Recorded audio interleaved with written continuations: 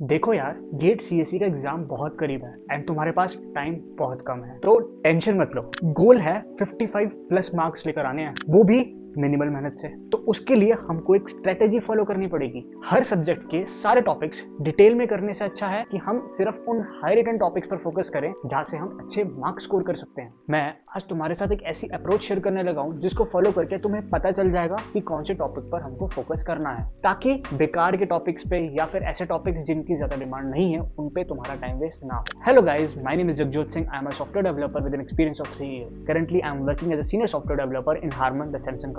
Welcome to Geeks for Geeks, the one-stop solution for all your coding related problems.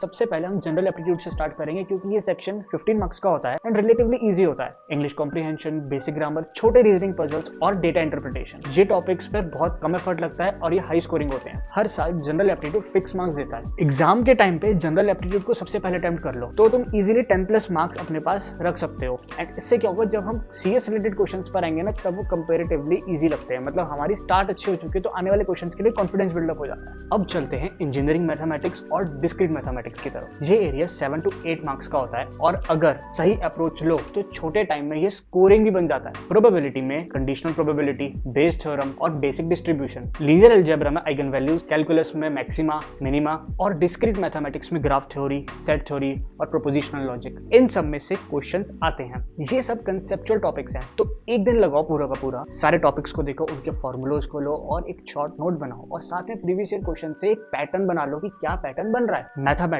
और general aptitude, इन दोनों को मिलाकर हम 15 से 20 मार्क्स आराम से स्कोर कर सकते हैं। नेक्स्ट है डेटा स्ट्रक्चर एंड एल्गोरिथम्स। क्योंकि ये फाउंडेशन टॉपिक है तो ये पेपर में करीब 10 से 15 मार्क्स का कंट्रीब्यूशन रखता है, प्रोग्रामिंग और डीएसए कंबाइंड। लेकिन सारे टॉपिक्स करने से अच्छा क्या है कि हम स्कोरिंग और आसान टॉपिक्स को पहले कर लें। देखो, स्टैक्स और क्यूज काफी सिंपल है। इनफिक्स टू पोस्ट फिक्स और बैलेंस पैरेंथेसिस जैसे क्वेश्चंस आराम से डायरेक्टली हो जाते हैं। बाइनरी सर्च ट्रीज और बाइनरी ट्रीज, इन दोनों टॉपिक्स से प्रीवियस ईयर क्वेश्चंस में काफी क्वेश्चंस आए हैं। टॉपिक जैसे हीप्स हो गया और बेसिक हैशिंग कैसे होती है, ग्राफ के इंटरनल फंक्शनिंग हो गई, एरेज, लिंक लिस्ट, इन सब के टॉपिक्स का कॉन्सेप्ट और ऑपरेशंस को माइंड में क्लियर रखो। एल्गोरिथम्स में जैसे सॉर्टिंग हो गई, क्विक सॉर्ट हो गया, मर्ज सॉर्ट हो गया, सर्चिंग में बाइनरी सर्च हो गया, इन सब की कॉम्प्लेक्सिटीज को याद रखो और साथ में ये भी देखो कि कैलकुलेट कैसे करते हैं। इन सब के बेसिक कॉन्सेप्ट की कैसे ये कॉम्प्लेक्सिटी आई है उसके पीछे का रीजन पता होना चाहिए। प्लस एमएसटी जैसे प्रेम्स, क्रुस्कल और शॉर्टेस्ट पाथ मतलब डाइजेक्स्ट्राज एल्गोरिथम, इन सब चीजों पर कमांड लेकर आओ। एसिम्प्टोटिक नोटेशंस जैसे बिग O,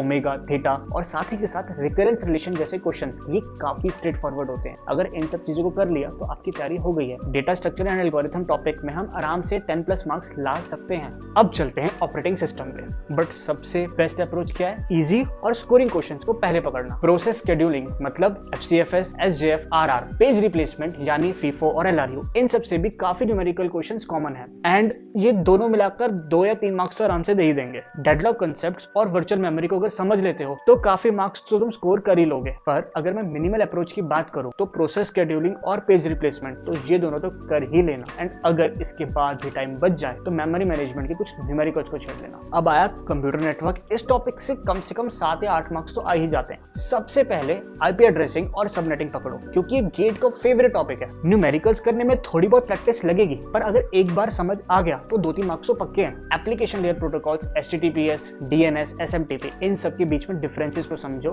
ये डायरेक्ट क्वेश्चन आ जाता है। अगर टाइम बचे तो रूटिंग एल्गोरिथम्स भी कर लो जैसे डिस्टेंस वेक्टर, लिंक स्टेट और एरर डिटेक्शन में CRC बेसिक्स। पर आईपी एड्रेसिंग, सबनेटिंग और कुछ बेसिक प्रोटोकॉल्स समझकर तुम आराम से 3 से 4 मार्क्स ला सकते हो, तो इस चांस को मिस मत करना। डेटाबेस यानी डेटाबेस मैनेजमेंट सिस्टम, इसमें आते हैं एवरेज 6 to 7 मार्क्स। सबसे पहले SQL पकड़ो क्योंकि अगर मैं प्रीवियस ईयर क्वेश्चंस की बात करूं तो 55 प्लस क्वेश्चंस आए हैं और काफी इजी टॉपिक है एंड साथ में स्कोरिंग भी है। नॉर्मलाइजेशन बेसिक कम से कम 3NF तक कर लो और रिलेशनल अलजेब्रा के भी बेसिक कांसेप्ट्स को समझ लो। इतना करने से DBFS में 3 से 4 मार्क्स मिल जाएंगे। और अगर टाइम हो तो इंडेक्सिंग और ट्रांजैक्शन कॉन्करेंसी के बेसिक कांसेप्ट को समझ लेना। पर SQL और नॉर्मलाइजेशन ही आपका आधा काम निपटा देगा। अब डिजिटल लॉजिक की बात, तो ये टॉपिक छोटा और स्कोरिंग है तो 5-6 मार्क्स आराम से लेकर आ सकते हो। बुलियन अलजेब्रा काफी इजी है तो 1-2 दिन में इसमें कमांड ला सकते हो। नंबर सिस्टम कन्वर्जन, इसको अच्छे से कमांड कर लेना। इसमें आ जाता है हेक्साडेसिमल, आ जाता है ऑक्टल, आ जाता है डेसिमल, आ जाता है, तो इन सब चीजों की कन्वर्जन्स को अच्छे से कर लेना, क्योंकि क्वेश्चंस आ जाते हैं। कॉम्बिनेशनल सर्किट्स, इसमें एडर्स और मल्टीप्लेक्सर से बेसिक क्वेश्चंस आते हैं। सीक्वेंशियल सर्किट्स यानी फ्लिप फ्लॉप, ये कभी कभार थोड़े से ट्रिकी हो जाते हैं, यानी थ्योरी ऑफ कंप्यूटेशन, इससे आराम से 7 से 8 मार्क्स आते हैं। पर अगर एक मिनिमल अप्रोच का रूट चाहिए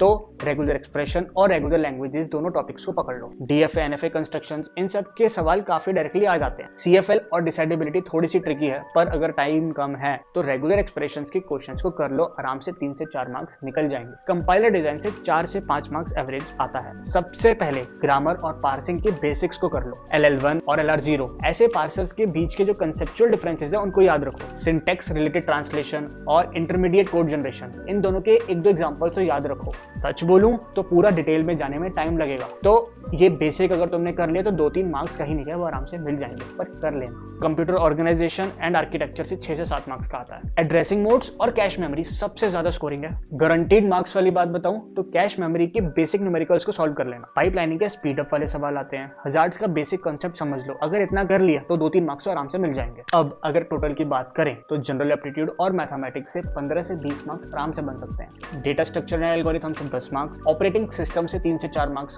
कंप्यूटर नेटवर्क से 3 से 4 मार्क्स, डीबीएमएस से 3 से 4 मार्क्स, डिजिटल लॉजिक से 4 से 5 मार्क्स, थ्योरी ऑफ कंप्यूटेशन से 3 से 4 मार्क्स और कंपाइलर से 2 या 3 मार्क्स और COA से 2 से 3 मार्क्स। अगर सब ऐड कर लो तो 55 प्लस मार्क्स आराम से हो जाएंगे। बात यह है कि तुमने अभी सारे टॉपिक्स पर ध्यान नहीं दिया, सिर्फ वो टॉपिक्स पे ध्यान दिया है जो इंपॉर्टेंट है, जो मेन है। उन सबको करने से 55 प्लस मार्क्स बन रहे हैं। जब एग्जाम पास में हो तब नर्वस मत हो, क्योंकि तुमने हाई डिमांड टॉपिक्स को करा है एंड तुम्हें पता है कि वो क्वेश्चंस पेपर में आने वाले हैं। देन बी कॉन्फिडेंट और लास्ट के कुछ वीक्स में previous year questions, mock test, इन सब चीजों को करो एंड जो टॉपिक तुमको वीक लगते हैं, जो तुमने नोट डाउन करके रखे हुए हैं, उनका रिवीजन करते रहो। तो अगर तुम्हारी तैयारी बहुत अच्छी है देन इट्स रियली गुड, पर अगर तैयारी ठीक ठाक है, तुम्हें डर लग रहा है, तब इन टॉपिक्स पर फोकस करो। इन टॉपिक्स को करके तुम्हारे अंदर एक अच्छा खासा कॉन्फिडेंस आ जाएगा। एंड यस, अगर आपको ये वीडियो पसंद आई हो then like it, share it and subscribe this channel. Comment section is open for you, share your valuable comments. Thank you so much and ठोक के कोडिंग करते रहो।